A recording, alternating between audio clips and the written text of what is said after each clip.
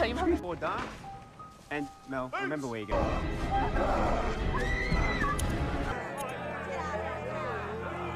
तो हेलो दोस्तों, welcome to हॉररलैंड। और आज मैं आपके लिए एक और स्लेशर हॉरर मूवी लेकर आया हूँ जिसका नाम है द 40 फार्म। और ये मूवी हर बार की ही तरह बहुत ही ज़्यादा इंटरेस्टिंग होने वाली है।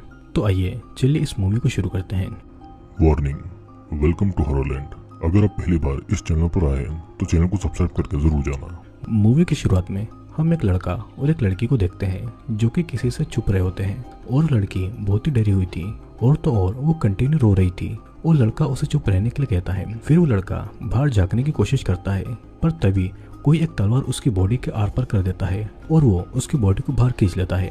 ये देखकर लड़की बहुत जोर से चिल्लाती है और तभी उसकी तरफ कोई उस लड़के का कटा हुआ सर फेंकता है और वो लड़की वहां से भागने लगती है। लेकिन वो किलर उसके भी पेट में वो तलवार घुसाकर उसकी जान ले लेता है। फिर वहां से सीन शिफ्ट होता है और हम 3 लोगों को देखते हैं जिनमें से एक कपल था जिनका नाम नताशा और जेसन होता है और उनके साथ में उनका एक फ्रेंड था जिसका नाम मिक था। उसके बाद में वो तीनों कहीं पर घूमने जाने का प्लान बनाते हैं, लेकिन मिक उन्हें कहता है कि इस बार हमें कुछ एडवेंचरस करना चाहिए और किसी हॉन्टेड प्लेस पर जाना चाहिए। जेसन और नताशा उसे एग्री कर देते हैं और फिर मिक उन्हें बताता है कि मैं एक हॉन्टेड प्लेस को जानता हूँ और उस प्लेस का नाम 40 फार्म है। हम लोगों को वहाँ पर कैंपिंग के लिए जाना चाहिए क्योंकि वो जगह अब पूरी खाली है। फिर वो वहाँ की स्टोरी बताने लगता है कि वहाँ पर पहले एक फैमिली रहा करती थी जिन्होंने टाउन के लोगों को मार डाला क्योंकि वो लोग कैनिबल्स थे। जेसन को उसकी बात काफ़ी ज़्यादा इंटरेस्टिंग लगती है और वो वहाँ पर जाने के लिए मान जाता है और नताशा को उसकी फ्रेंड कॉल करके उनके साथ में चलने के लिए पूछने को कहता है, लेकिन वो मिक को किसी को भी उस जगह के बारे में बताने के लिए मना कर देता है। फिर नताशा उसके फ्रेंड को कॉल करके उनके साथ जाने के लिए उससे पूछती है जिसका नाम मेलिनी था। वो उनके साथ में जाने के लिए रेडी हो जाती है, लेकिन नताशा के पूछने पर भी वो उसे नहीं बताता है कि वे लोग कहाँ जा रहे हैं। फिर कुछ देर के बाद में मेलिनी भी वहाँ पर आ जाती है और वो लोग कुछ बात करने लगते हैं और मिक उसके साथ में फ्लर्ट करने लगता है। और फिर थोड़े समय में वे लोग वहाँ पर जाने के लिए निकल जाते हैं। फिर अब उन्हें ट्रैवल करते करते 5 घंटे हो जाते हैं और नताशा थोड़ी देर उन्हें कहीं पर रुकने के लिए कहती है। तभी रास्ते में उन्हें एक बार दिखाई देता है और वे लोग वहाँ पर कुछ देर का स्टॉप लेते हैं। फिर मिक वहाँ पर सबसे 40 फार्म के बारे में पूछता है, लेकिन कोई उसे कुछ नहीं बताता है। और मिक एक बुढ़े आदमी से 40 फार्म के बारे में पूछता है, लेकिन वो बुढ़ा आदमी उस पर गुस्सा करते हुए उसे वहाँ पर जाने के लिए मना करता है और उसे बताता है कि वो और उसके फ्रेंड्स सालों पहले उस जगह पर गए थे जो कि बहुत ही खतरनाक है और बेहतर ये होगा कि तुम भी वहाँ पर न जाओ और यहाँ से वापस ही चले जाओ जहाँ से तुम आए हो। निक उसकी बातों को सीरियसली नहीं लेता है और जेसन उसे और बाकी सभी को लेकर वहाँ से बाहर जाने लगता है। और तभी उस बड़े आदमी के साथ वाला व्यक्ति उनके पीछे आकर उन्हें आवाज़ लगाता है और बताता है कि वो जगह बहुत ही ज़्यादा खतरनाक है और जो भी वहाँ पर जाता है वो कभी भी वापस नहीं आता है और इसीलिए तुम्हें भी वहाँ पर नहीं जाना चाहिए। लेकिन निक उसकी एक भी बात को नहीं सुनता है और उसे बुरा भला कहकर उसे लड़ाई करने लगता है। और तभी वो आदमी गुस्से में आकर उसे 40 फार्म का पता बता देता है और उस बार में बैठे हुए लोग उन्हें देखने लगते हैं। फिर उनके वहाँ से निकलने के कुछ समय के बाद रात हो जाती है और इसीलिए वे लोग रास्ते में रुककर कैंपिंग करने का डिसाइड करते हैं। और फिर निक उन्हें एक स्टोरी सुनाने लगता है जो कि उसने बचपन में 40 फार्म के बारे में सुनी थी। वो कहता है कि पहले वहाँ पर एक आदमी था जिसका नाम जॉन विल्सन था और वो अपनी वाइफ के साथ में रहा करता था और उनका एक बेटा भी था और उस बेटे का नाम था चार्ली। वो बेटा 13 साल का था और वे लोग कैनिबल थे जो कि उनके फार्म में काम करने वाले लोगों को और बैकपैकर्स को मारकर खा जाया करते थे और बची हुई लाश को घर में ही कहीं छुपा दिया करते थे। अब अगले सीन में हम लोग जॉन विल्सन का घर देखते हैं जहाँ पर हम एक लड़की को बेड पर बंधा हुआ देखते हैं और वो बहुत ही बुरी कंडीशन में थी। उसके पास में ही चार्ली खेल रहा होता है और उसे देखकर हंस रहा था। जॉन और उसकी वाइफ ने उसके बॉयफ्रेंड और उसके दोस्तों को पहले मार दिया था और टाउन के लोगों को जब उनकी हरकतों के बारे में पता चलता है तो वे लोग हथियार लेकर उनके घर पर पहुंचते हैं और घर पर पहुंचते ही जॉन उनसे बहस करने लगता है और तभी कोई गन चलाकर जॉन का सर उड़ा देता है और जॉन की वाइफ चार्ली को वहां से लेकर भाग जाती है। फिर मिक ये भी कहता है कि उसके बाद से ही चार्ली गायब हो गया और आज तक किसी को भी वो नहीं दिखा। कुछ लोग ऐसा कहते हैं कि वो मर गया, लेकिन कुछ लोग कहते हैं कि वो अभी भी जिंदा है और लोगों को मार रहा है। अब नताशा डर के मारे ये कहती है कि हमें ऐसी जगह पर नहीं जाना चाहिए, लेकिन जेसन उसकी नहीं सुनता है और मेलेनी को यह सब काफ़ी ज़्यादा इंटरेस्टिंग लगता है। तो वो कहती है कि हम वहाँ पर जाएंगे, लेकिन कुछ प्रॉब्लम हुई तो हम वहाँ से जल्दी वापस निकल जाएंगे। अब अगले दिन वे लोग उस जगह के लिए निकल जाते हैं, लेकिन उन्हें वहाँ का जाने का रास्ता नहीं पता था। और तब जेसन और नताशा टोनी को कॉल करके चार्लीज फार्म का रास्ता पता करने के लिए कहते हैं। टोनी एक बॉक्सिंग चैंपियन था और उन्हें उस जगह जाने से मना करता है, लेकिन जेसन उसे कहता है कि हम वहाँ से थोड़ा टाइम रुककर वापस आ जाएंगे। और फिर टोनी उन्हें वहाँ का रास्ता बता देता है। उसके बाद में वे लोग चार्लीज फार्म के गेट तक पहुँच जाते हैं, लेकिन उनसे वहाँ का गेट नहीं खुलता है। तो वे लोग अपनी जीप वहीं पर छोड़कर पैदल ही आगे चल देते हैं। फिर काफ़ी दूर चलने के बाद में उन्हें वो जगह मिल जाती है जहाँ पर जॉन की फैमिली रहा करती थी। और फिर अंदर जाने के बाद वो उनका घर देखने लगते हैं। फिर एक रूम में वो उस बेड को देखते हैं जहाँ पर उस लड़की को बांध कर रखा गया था, और हर जगह पर उस लड़की का सूखा हुआ ब्लड होता है, जिसे देखकर नताशा को बहुत ही अजीब लगता है। फिर मेलेनी को वहाँ पर एक टेडी बेयर मिलता है और वो उसे अपने बैग में रख लेती है और अपने बैग से एक मार्कर निकालकर वॉल पर एक नोट लिखती है और साथ ही उन चारों का नाम भी लिखती है। अब निक उन सभी को बताता है कि जॉन विल्सन के मरने के बाद टाउन वाले उनके घर में आते हैं और उन्हें वहाँ पर गंदी सी स्मेल आ रही होती है, और उस बेड पर उस लड़की की लाश बंदी थी जिसे कुछ ही देर पहले जॉन और उसकी वाइफ ने बेरहमी से मार दिया था। वहाँ पर उन्हें और भी कई लाशें मिलती है जो कि सड़ चुकी थी। और उसके बाद में कुछ लोग जॉन की वाइफ और चार्ली को पकड़ने जाते हैं। तो चार्ली की माँ उसे एक जगह पर छुपा देती है और खुद उन लोगों के सामने आ जाती है। वे लोग चार्ली की माँ को बहुत मारकर उससे पूछते हैं कि क्या उसने और भी किसी को छुपा रखा है, और वे चार्ली के बारे में पूछते हैं, लेकिन वो कुछ नहीं बोलती है। चार्ली का फेस बहुत ही ज़्यादा डरावना था और पूरे समय अपनी माँ की पिटाई देखता रहता है, लेकिन उसकी आंखों से एक भी आंसू नहीं निकलता है और वे लोग उसकी माँ को पीट पीट कर मार डालते हैं। फिर ये सब सुनकर मेलेनी और नताशा को डर लगने लगता है और मिक उनका डर भगाने के लिए उन्हें जोक्स सुनाने लगता है। और फिर रात हो जाती है और सभी सोने लगते हैं। मेलेनी ने अभी भी चार्ली का टेडी बेयर अपने पास में रखा हुआ था और रात में अचानक मेलेनी की नींद खुल जाती है और उसे सामने दरवाजे के पास में एक बड़ा सा आदमी खड़ा हुआ दिखाई देता है, लेकिन वो नींद में ही होती है तो उस पर ध्यान नहीं देती है और सो जाती है। फिर अगली सुबह वो सभी सोकर उठते हैं और उन्हें बाहर उनकी तरफ आते हुए दो बैकपैकर्स दिखाई देते हैं और उन दोनों के नाम गॉर्डन और एलिसा थे।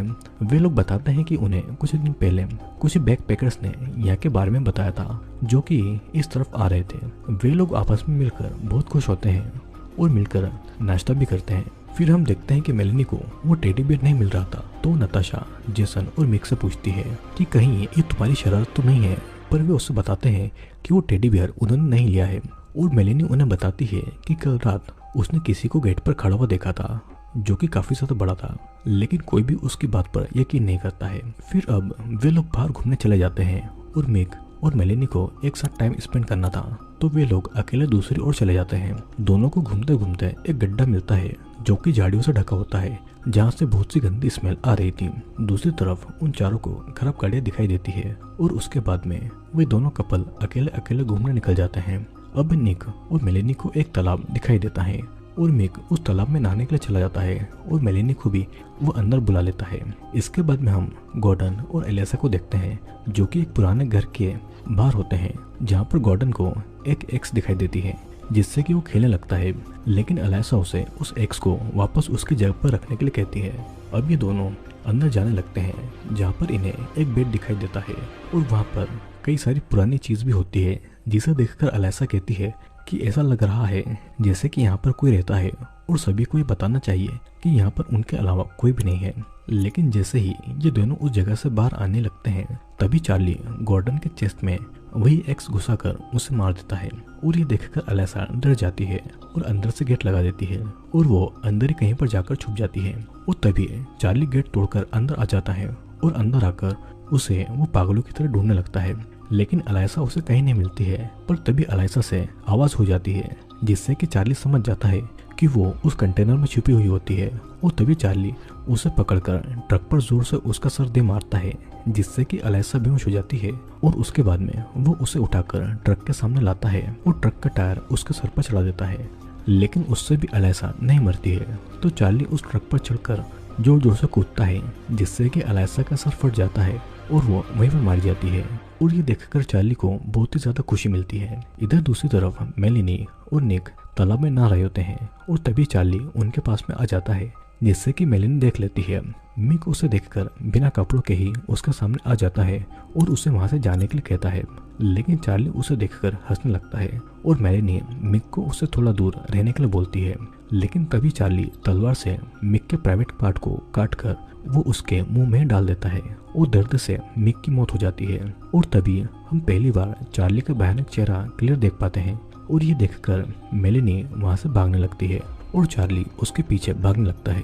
वो मेलिनी को पकड़कर जमीन पर जोर से पटक देता है और वो मेलिनी के मुंह में उंगलियां डालकर उसके मुंह को चीर देता है, जिससे कि मेलिनी मर जाती है। अब अगले सीन में हम लोग टोनी को देखते हैं, जिसे उनकी फिक्र हो रही थी और इसीलिए वो भी चार्ली फार्म पर आ गया था।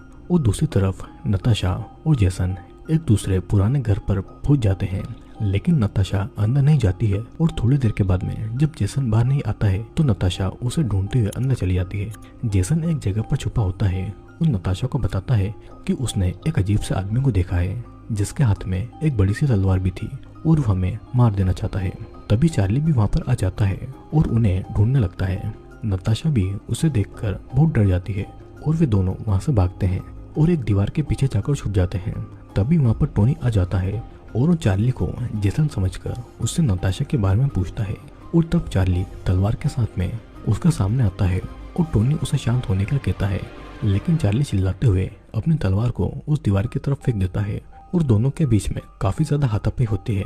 टोनी के किसी भी वार का उस पर कोई भी असर नहीं होता है और चार्ली टोनी के गले का मांस फाड़ने लगता है। और तभी जेसन पीछे से आकर उस पर वार करता है, लेकिन तब तक चार्ली टोनी का गला चीरकर उसे मार चुका था और अब जेसन अकेला ही चार्ली के सामने था। तो चार्ली उसे पीछे से पकड़कर एक चाकू से उसका गला काट देता है, जिससे कि अब नताशा कुछ भी नहीं कर पाती है। फिर नताशा वहां से भागने लगती है और चार्ली उसके पीछे आता है।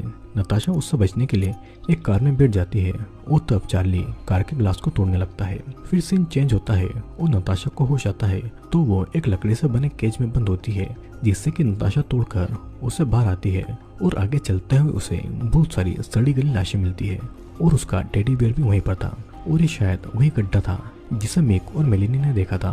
फिर नताशा को वहां से निकलने के लिए एक सीढ़ी मिलती है जिस पर वो चढ़ने वाली होती है, लेकिन तभी वहां पर चार्ली आ जाता है, जिससे कि छुपकर नताशा एक कोने में जाकर बैठ जाती है। चार्ली उसे नहीं देख पाता है और तभी नताशा सीढ़ी से चढ़कर ऊपर चली जाती है और उसे ऊपर वही रेस्टोरेंट वाला बूढ़ा आदमी गन के साथ में मिलता है, जो कि उसे वहां से निकलने में हेल्प करने लगता है। तभी वहां पर चार्ली आ जाता है और तलवार फेंक कर उसे मार देता है, जिससे कि वो आदमी वहीं पर मारा जाता है। फिर नताशा वहां से गन उठाकर चार्ली को मारती है, जिससे कि चार्ली बेहोश हो जाता है और नताशा गन फेंककर चार्ली को गालियां देती हुई पास ही खड़े ट्रक के पास में चली जाती है, लेकिन उसका डोर लॉक था और चाबी सीट पर रखी होती है।